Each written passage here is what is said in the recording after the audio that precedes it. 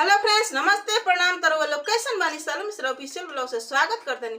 तो आज हम सुनाए बहुत सुंदर व धमाकेदार नाच गीत है। जैसन भी लगी वो लोग कमेंट में जरूर बताएं। अगर थोड़ा सा भी अच्छा लग जाए तो हमारा भी सपोर्ट कर ले लोग। ताई अपना धमाकेदार गीत के आगे बढ़ाओ तनी।